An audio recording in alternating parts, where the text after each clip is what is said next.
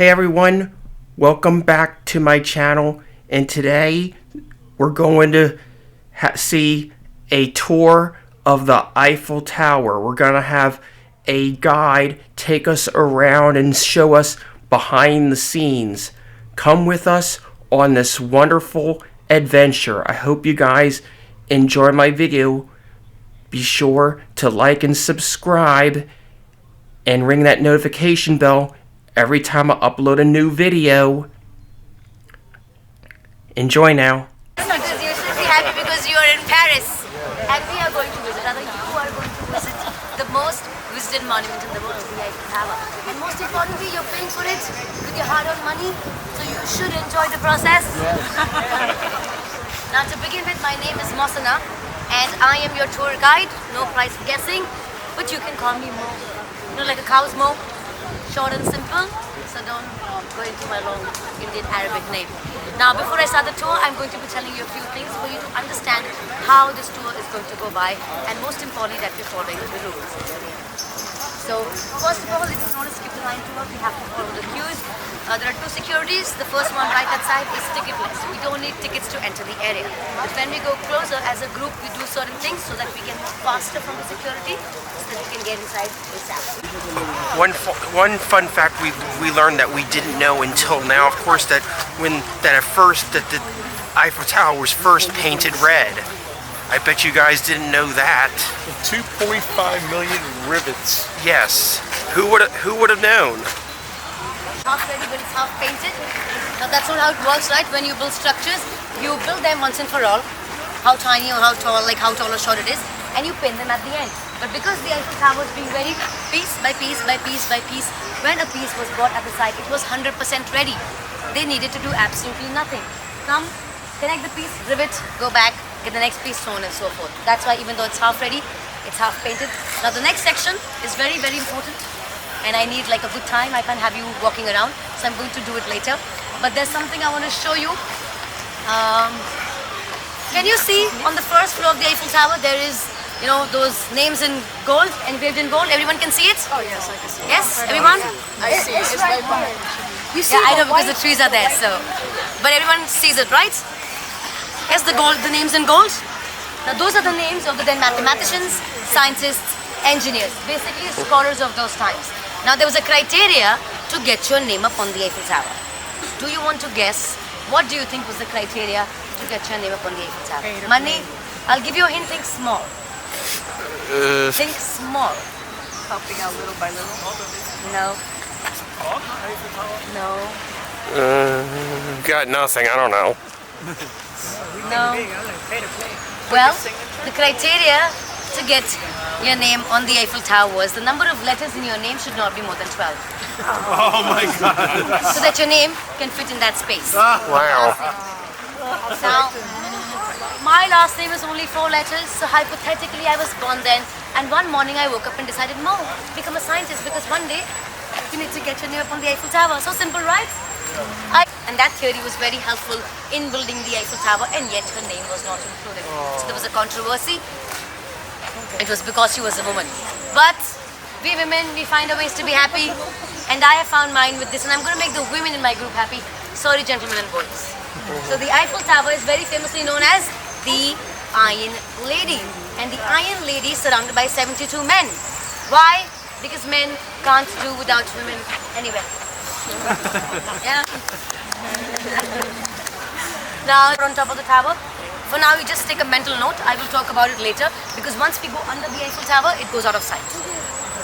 So just, you know, keep it in mind. So when I tell you, I will ask, you know, remember I showed you something when I showed you the 72 names, and you'll be like, yes, Mo. That's the thing, okay?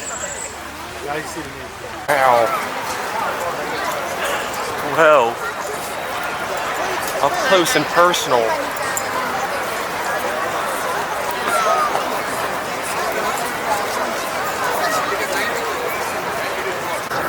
Painting job, which is right here.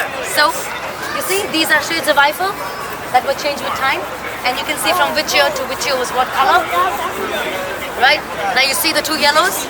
Once upon a time, the Eiffel Tower was painted yellow. The Eiffel Tower team lost their brains and they painted it yellow, and they were like, oh man, we messed up. So they were like, we'll deepen the color. And they were like, oh man, we messed up again. So let's go back and keep the Eiffel Tower color shades of brown. So apart from these two colors, if you see, it's always a shade of brown. You know, like a reddish brown, an orangish brown, a grayish brown, a brownish brown, a this brown, a that brown. You see the one on the corner, on the semicircle? That's the golden brown that was done specifically for the Olympics. Yeah, I think you can see it better over there, on that corner. You know, on the semicircle? See the outer of the semicircle, or the circular of the semicircle, right? That's the golden brown that was done for the Olympics. And if you notice, that the outside has been painted, but the inside has been. So which means it is in process. Wind, rain, and most importantly from rust. 60 tons of paint. Ma'am, can you want to come to the front? Wow. I see you like literally struggling from wind, rain, and most importantly from rust. The painting processes, so whatever is the previous paint, each time the paint has to be scraped off. The bird droppings have to be scraped off. They apply coats of primer, wait for it to dry, and then apply the first coat of paint, wait for it to dry completely to apply the second and the final one. And that's how the Eiffel Tower is built. And that's a lot of work. Now, when you look at the Eiffel Tower, it looks a single color from top to bottom. It's not. Mr. Eiffel has created an illusion for us, an illusion of uniformity, which is he wanted us to see the Eiffel Tower as a single color from top to bottom. Couldn't hear you earlier over the traffic, but how many years did you say it took the Eiffel Tower to officially be built? 2 years, 2 months, and 5 days. Wow. Yes, 2 years, 2 months, and 5 days. Cool. I'm going to give you only 3 reasons. Only 3 reasons. Why? Because if I give you all, you would be with me till here tonight. Now, Gustav Eiffel never owned the Eiffel Tower. It was always owned by the government because the land was owned by the government. But because Gustav Eiffel agreed to pay for it, the government was like, you know what, let's give the guy some rights. So they gave him 2 very critical rights. One was he could take the money. That's how he paid his loan off in 18 months. And the second thing was they gave Gustav Eiffel decision-making powers on the Eiffel Tower, which means the man could add anything, delete anything, paint the Eiffel Tower hot pink, who cares, put teddy bears, all he wanted. Now you think the guy who was so intelligent and so farsighted to put money out of his own pocket to make the tower, that he wouldn't use his power to the best of his abilities? Of course he would. So when the Eiffel Tower was being built, the first reason, Gustav Eiffel told his team, make a secret room on the top of the Eiffel Tower and tell no one about it, because I am going to use this room as my office. An office on the top of the world, because when the Eiffel Tower was built, it was the tallest structure for 40 years straight. And then we'll just spread across. Yes, absolutely right. The boy is absolutely right. Well, so the Statue of Liberty was gifted by the French to the Americans as a token of friendship and freedom. Now the guy who was to make the Statue of Liberty, Frederick Bartholdi, he could not do it without an internal skeleton. You know, like a framework inside. So he went to his mentor and he requested, sir, can you please make the internal skeleton? His mentor was like, absolutely, yes, I can do it for you. But he passed away. So then, one moment. Frederick Bartholdi went to the next best man possible he could find to make the internal skeleton of the Statue of Liberty. And the man was Eiffel. Remember I told you, there is a very famous structure, 2000% you know the structure, but 100% you might not know Eiffel was behind it. It's the Statue of Liberty.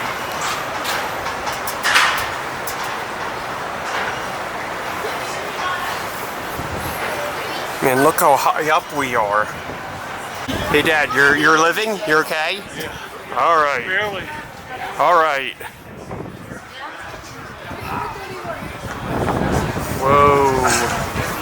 Okay, alright. My group, come this way. And 47 steps. So 347 steps. Level Wow. 1 cleared. 647 steps. 347. 347 And just to steps. let you know, there are in totality 1,665 steps in the Eiffel Tower. Ooh. But the next level has 20 steps less, so... Nice. It's also good because it helps with weight. Now, remember I told you about the original staircase of the Eiffel Tower? Imagine climbing this, people, Oh, yeah. right? It's a good thing they changed it. Yeah. Bless them. So this is the original staircase with the original color on it. And you know, this is the original that I showed you in the picture. Now, you remember I showed you the 2 yellows? There was a lighter yellow and there was a darker yellow. Yeah. The one that they changed because they thought they messed on the first time. Yeah. Oh. Ah. Now imagine this is the darker one. This is so bright. So because it was so bright, they were like, you know what, let's make use of this color for something. So all the direction, like all the places that exits to the Eiffel Tower are yellow. Okay. The way to the summit on the second floor is yellow. So they're easy to identify, you know, in case of evacuation or other in general. So this is the yellow color. Imagine people who came and saw this are the happiest people who've got a black and white photo of the Eiffel Tower. Yes. Now, you see this green island, everyone? Yes, Right yes. there? And it's connected by 3 bridges, right? 1, 2, and 3. Yeah. So what do you see at the center of the 3rd bridge in the center of the bridge? Anyone see something? It's a mini statue. A mini Statue of Liberty. So what is the Statue of Liberty doing in Paris? Well, the original one was gifted by the French to the Americans, and then the Americans were like, oh, thank you so much. So it's a thank you so much. It was initially facing the Eiffel Tower, but they were like, no, turn around and say hi to your elder sister. So they turned it around. Now I would recommend to go there. Why? Because you're coming to Paris, you are going to see the Eiffel Tower, everyone already knows. But you come to Paris and you see the Statue of Liberty, you are taking something unique with you. Also when you go there, especially if you do like a cruise ride, like a cruise, the cruise takes a roundabout right from where the Statue of Liberty is to come back to the starting point again. So you get the most iconic photos of your lifetime. The Statue of Liberty and the Eiffel Tower in one frame. I like to do things like this, so I thought I'd give my group recommendations to do something like this because it's something that you will not get to do again and again in your life. Some tall building in Paris, and the people of Paris didn't crib about it or protest. Well, they did. Now that's the Montparnasse Tower. It's an observatory where on the 56th floor you get to see, a 360-degree view of the city of Paris. Now, when they were going to build these, they were going to build a dozen of them. So which means if you're on the Eiffel Tower, you would see like 1, 2, 3, 4, 9, 10, 11, 12. Now the people of Paris protested and they were like, you have to demolish this one. Now of course the demolition was not going to happen just like the Eiffel Tower, right? So, but the protest did help. So the other 11 are not being built, but this one was built and was making good revenue. So they were not of course going to demolish it. So it's going to stay. Now, it's a good thing to do as a tourist because when you go on the 56th floor, which is basically a level between the 2nd floor and the 3rd floor of the Eiffel Tower.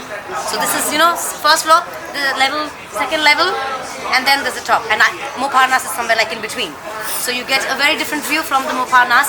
Also, when you go there, you have access to these VR glasses that show you the ancient Paris.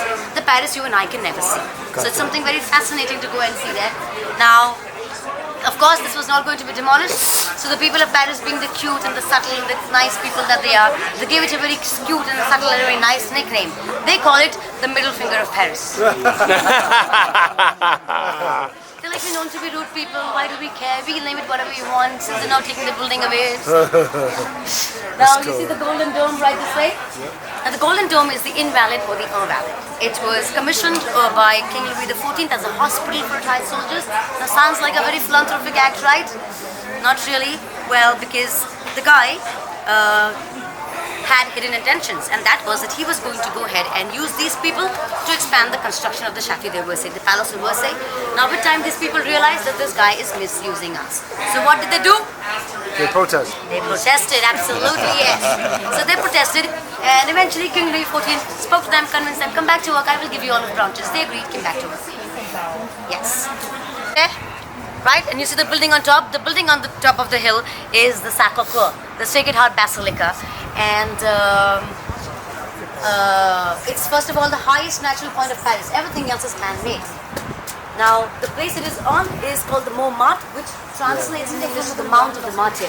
And the martyr was Saint Denis. He was the first Archbishop of Paris, and he was spreading Christianity among people. Now, the Romans, who at that time reigning over Paris, they didn't like it, so they decapitated him, which means they cut his head off. Now, it is said, even though his head was cut off, he picked his head up in his own hands. And he walked for kilometers with his own head in his hand. And while he was walking, his head was still talking and reciting sermons from the Bible. And eventually this is the point where the body collapsed, and that's where they built a statue which is in Montmartre, to give him a tribute, of course. Now, the building that you see, the people of Paris, they hate that too. Yes. The reason... Well, the reason why, because during the time, there's a time when Paris was in chaos, and there were basically these cannons that were on the top, and it was, you know, the civilians who had them because there was a civil war going on, and because of that reason, the government was like, or the French army was like, give us the cannons. They were like, no. After a lot of yes and no's, they eventually went attack to get the cannons into their custody, and which in return killed a lot of people. Now, because of that reason, later on they built this building to give a tribute to the people who died. So the people of Paris were like, wait a minute, so you killed them and then you build a building for them. So it's like you're whitewashing your sins. And that's why they don't like the building. Now, the Sacré-Cœur is, it's a very fascinating spot to go to because, you know, on the top of the hill, it gives you a beautiful view of the city of Paris, different from what you see the Eiffel Tower. There's like a nice staircase, you can sit and relax, even do a picnic. And you can go inside, it's free of cost, it's a pilgrimage spot, so it's free. But if you want to go on the dome on the top, which you can see from here, then there's like an under 10 euro fee. I don't know, it's 6, 7 or 10, under 10 euro fee. And you can go on the top to see that. Now, the Montmartre is one of the most beautiful neighborhoods of Paris. Or if I can say in the Gen Z language, the most Instagrammable neighborhood of Paris. Which means you walk around in an area and get amazing photographs for free. You don't have to take entries or pay entry tickets. Just walk around and one good photo after another. And there are approximately 21 touristy spots for you to go see, visit, take photos against. I'll name a few. The Moulin Rouge, you know, the famous can dance. It's in Moulin Rouge, it's in Montmartre. You know a guy called Van Gogh? Van Gogh? Yeah, Van Gogh. Yes. He lived in Montmartre. So you can see the building he lived in, the floor he lived in. You can't enter his apartment, of course, but you can see where he lived. You know, it's a private property. Then you know a guy called Picasso? Yeah. So Picasso was born in Montmartre. Not literally, but Picasso became the Picasso when he was living in Montmartre. So you can go and see, you know, the area where he lived in. Then there's this very famous thing that you might want to see. So there is this famous I love you wall, which has I love you, the statement written in 300 languages or dialects. So you can go there and find your language and the statement I love you written in your language. Now it was started, of course, by an artist where he started collecting the statement from his brother, his foreign neighbor, and eventually how he met people in his life from different ethnicities. And he then hired a calligrapher who put the wall up and made it of 612 tiles. Now, of course, there was a reason for him to do it, a purpose, which was that we all are one. Yes. So the Palazzo Trocadero was built for one of the world fairs as a meeting point for international organizations. Now, guess what? The people of Paris hate that too. Because they say it looks like a giant insect. Oh. Yes. Now, you see where all those human beings are, right? They say it's the best spot for you to see the Eiffel Tower in its entirety, and I agree with that. It's the best spot to see the Eiffel Tower, but it is the worst for you to take a picture of yourself, because when you do, there are these 2,255 people who are like, oh, put down, no, put down, like this, like that. So I'm going to give you another photo recommendation for you to take a picture of yourself with the Eiffel Tower alone, and you'll be thanking me later. Come. Now, you know all these big bridges in Paris, so you know the spot where we met? Yeah. Remember we went out and we were standing literally out on the road? Yeah. So you keep walking on the road straight and you come to this bridge. Now all these big bridges in Paris have staircases for you to go down on the banks of the river. So you see on the left and the right, there is staircase. So you cross the bridge, go on the side of the Trocadero, and you go down on the banks of the river. Now you see how empty the banks of the river are? Yeah. Right? Yes. And in case if there's a crowd, you go further away. The further away, the less of the people. From there, you don't just get a picture of the Eiffel Tower. You get a very aesthetic picture with the river Seine in the background and the Eiffel Tower, and most importantly, you and Eiffel Tower alone. Yay. The two.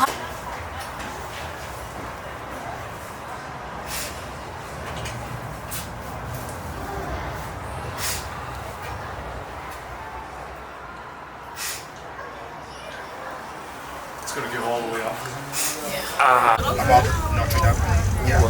I tell them all about the statues, the replica, the original, where it used to be the original how Napoleon came and so.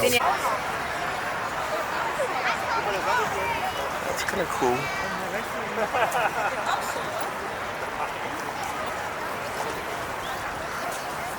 Only make emergency calls.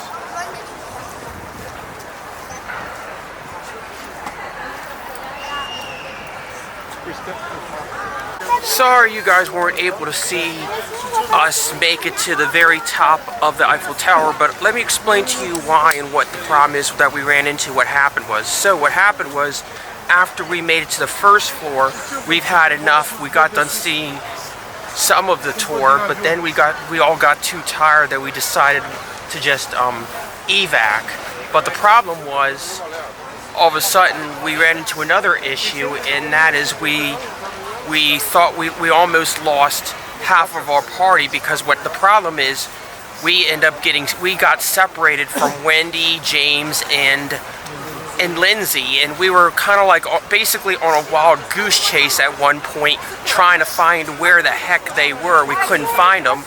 Turns out, we'll tell everyone what happened. They got another ticket and went up the elevator. They purchased a second ticket, and they went all the way up on the elevator. So basically, they're doing the very top. The rest of our gang is going up the very top, while the rest of us are kind of like left behind. So sorry about that. I'm really sorry I couldn't show you a video of us with you guys and us ourselves doing the very top of the floor, but I'm happy to at least film what I was able to get, and I hope you guys enjoyed my video either way. Whew, finally, the gangs all arrived. They finally arrived. Rest of the gang arrived. Did you go to the top? No. Nah. We couldn't make it up to the second level. I couldn't make it up to the second level. We took lots of rings. Did you? So you We went all the way to the top. Yeah. But you got on the elevator at the second level. At the second floor. Lindsay, do me a favor, since you feel like you guys should all be rewarded, all three of you, I'm gonna record you, pretend you're kissing the ground. Don't literally, but. And then Wendy came over and was like, we can just take it slow. And then we did. I texted you. Lindsay, don't actually do it, but pretend that you're kissing the ground. That you almost as if you should reward yourself. At least, how about you, James? Try to do it to pretend like you owe yourself a reward for all that hard effort. Do you want to try it?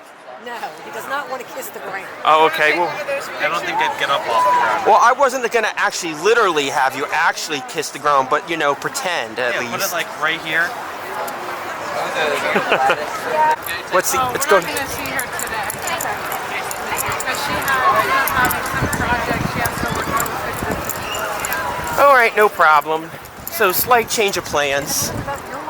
Not gonna lie, if it wasn't for that pizza slice I had earlier, I would have been tempted to have tried this, rather have this instead, but I'm too full. But I was tempted to get those noodles because those look amazing. Those truffle noodles with mushrooms or something, they do look really good, very tasty. Oh, and bacon too, wow. Lindsay's taste test over the truffle noodles. Let's get a reaction. Why didn't you give me that one? Oh, so I think you like his better than you like yours. I didn't think you like it. I guess Lindsay likes truffle, I guess.